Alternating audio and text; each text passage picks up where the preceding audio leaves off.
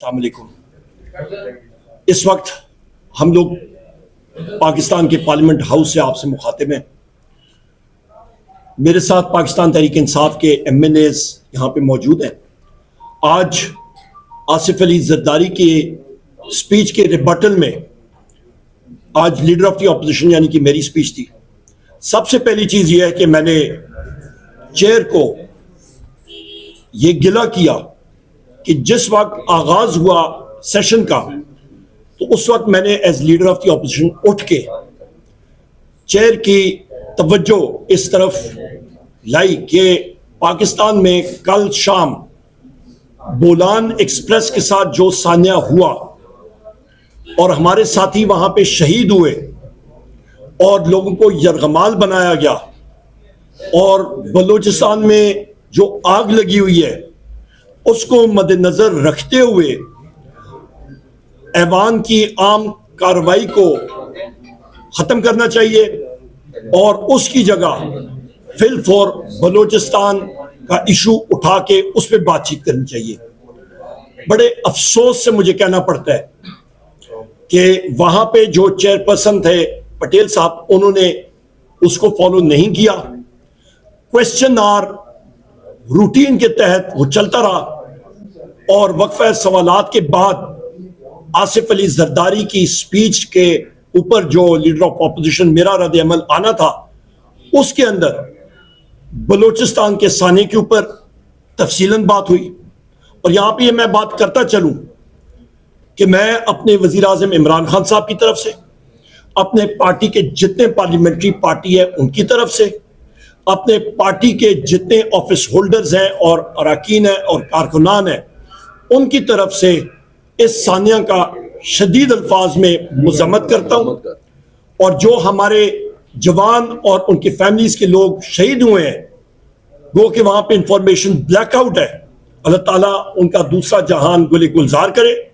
इस चीज़ की हम लोग शदीद अल्फाज में मुज़म्मत करते हैं और साथ ये डिमांड करते हैं कि इन दहशत गर्दों को कैफर किरदार तक जरूर पहुंचाएं। पाकिस्तान की ख़वातीन और हज़रात कि इस वक्त हमारे मुसल्लह अफवाज के जवान और अफसरान खून का नजराना या पेश कर रहे हैं, तो वहां पे जो दहशत गर्दी में या दहशत गर्द हैं उनको तो हम लोग कंडेम करते हैं, पर ये इंटेलिजेंस फेलियर की वजह से भी है और इन शहीदों का खून इंटेलिजेंस एजेंसी के इन लोगों के हाथों भी है। तो लिहाजा एक डीप रूटेड एनालिसिस होना चाहिए और उन लोगों को जरूर कैफर किरदार तक पहुंचाएं।